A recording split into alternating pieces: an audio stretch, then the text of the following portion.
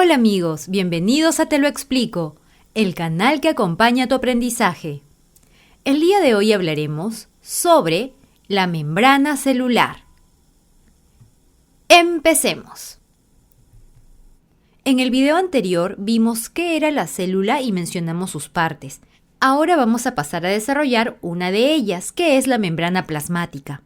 La membrana plasmática o citoplasmática es una barrera flexible pero a la vez resistente que rodea y contiene al citoplasma de la célula.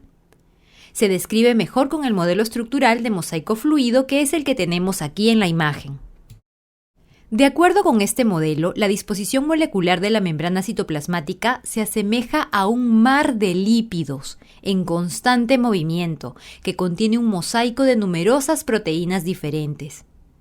Algunas proteínas flotan con libertad, como un témpano en el mar de lípidos, mientras que otras están ancladas en localizaciones específicas a modo de islas.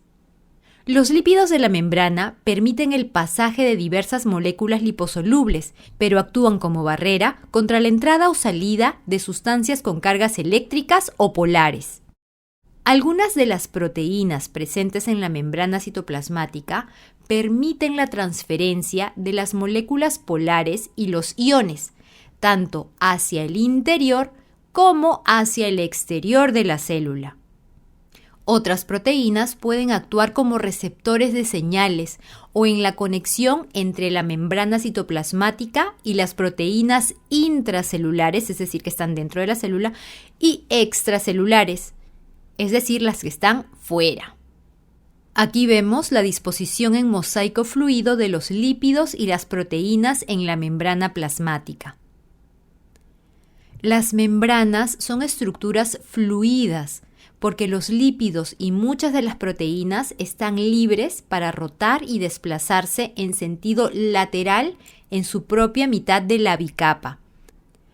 ¿Y qué es la bicapa lipídica?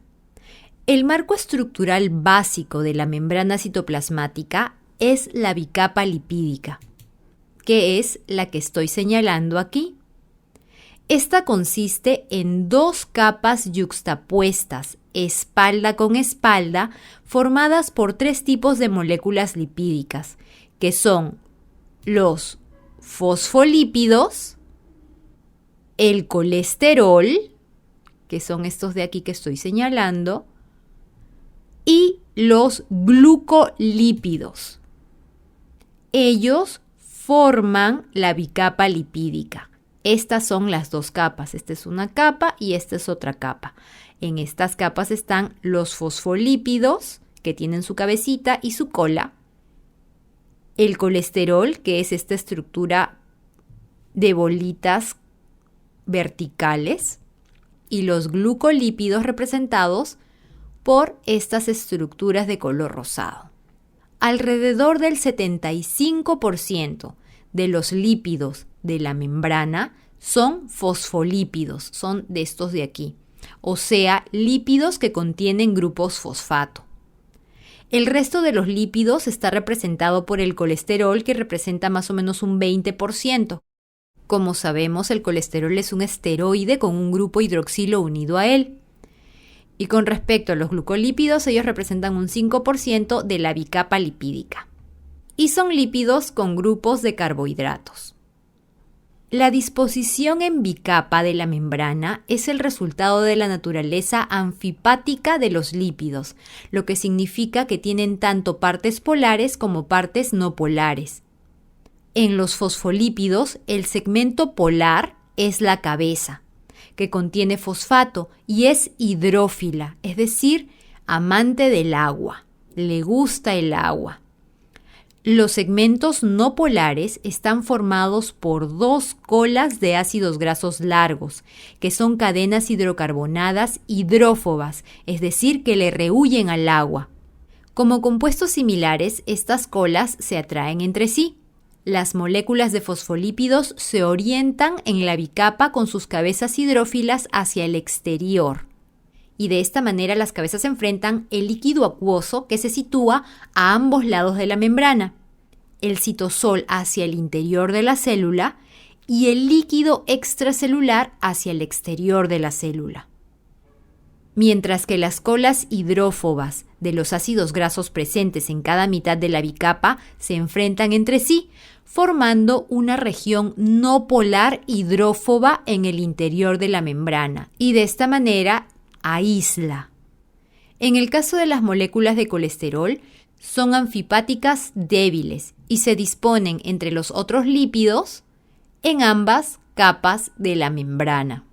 El pequeño grupo hidroxilo es la única región polar de la molécula de colesterol y forma puentes de hidrógeno con las cabezas polares de los fosfolípidos y los glucolípidos. Los anillos esteroides rígidos y la cola hidrocarbonada del colesterol no son polares y se ubican entre las colas de los ácidos grasos de los fosfolípidos y de los glucolípidos. Ahora bien, los grupos hidrocarbonados de los glucolípidos forman una cabeza polar. Sus colas de ácidos grasos no son polares. Los glucolípidos solo aparecen en la capa de la membrana celular que está en contacto con el líquido extracelular. Una de las razones por las cuales las dos capas de la membrana son asimétricas o diferentes, pues no tienen los mismos elementos a ambos lados. Ahora que sabemos la estructura de la membrana plasmática, vamos a hablar sobre las funciones que tiene esta. En primer lugar, actúa como barrera que separa el interior del exterior de la célula, delimitándola. Como segunda función muy importante, controla el flujo de sustancias hacia el interior y el exterior de la célula. También ayuda a distinguir la célula de otras células, es decir, las células inmunitarias. Y por último, participa en la señalización intercelular. Veamos ahora la disposición de las proteínas de la membrana. Las proteínas de la membrana se clasifican en integrales o periféricas, en función de su localización en la profundidad de la membrana. Las proteínas integrales se extienden hacia el interior o a través de la bicapa lipídica y están embebidas con firmeza en ellas. Como podemos ver aquí, son como un ancla.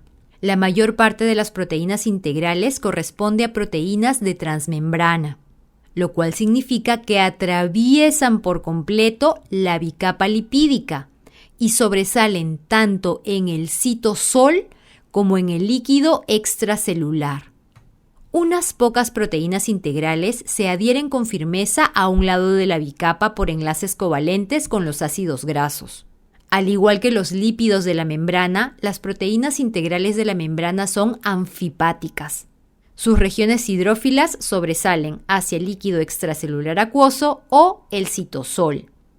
Y sus regiones hidrófobas, es decir, las que no gustan del agua, se extienden entre las colas de los ácidos grasos. En cuanto a las proteínas periféricas, como su nombre lo indica, no están embebidas con tanta firmeza en la membrana y se unen con las cabezas polares de los lípidos o con proteínas integrales situadas en la superficie interna o externa de la membrana. Por ejemplo, es la que vemos aquí. Muchas proteínas integrales de la membrana son glucoproteínas, o sea, proteínas que contienen grupos hidrocarbonados unidos a los extremos que sobresalen en el líquido extracelular. Los carbohidratos son oligosacáridos, oligo poco sacárido azúcares, que consisten en cadenas de 2 a 60 monosacáridos simples o ramificados. Las porciones hidrocarbonadas de los glucolípidos y las glucoproteínas forman una cubierta azucarada extensa llamada glucocáliz. Eso nos hace abrir una nueva pregunta. ¿Qué es el glucocáliz? El glucocáliz es la cubierta de hidratos de carbono presente en la superficie extracelular de la membrana citoplasmática. Esta cubierta está compuesta por los carbohidratos de los glucolípidos y las glucoproteínas de la membrana. Aquí lo podemos apreciar mejor. Cubierta celular glucocálix. También se le dice glucocáliz con Z. Aquí tenemos glucolípidos, glucoproteínas transmembrana, glucoproteína absorbida, proteoglicano transmembrana, etc. Esta es la parte exterior a la célula. aquí está la bicapa lípida y aquí está el citosol. Es decir, estamos en la parte interior de la célula por aquí. El patrón de carbohidratos del glucocálix varía entre las distintas células. Por lo tanto, actúa como una rúbrica molecular que les permite a las células reconocerse entre sí.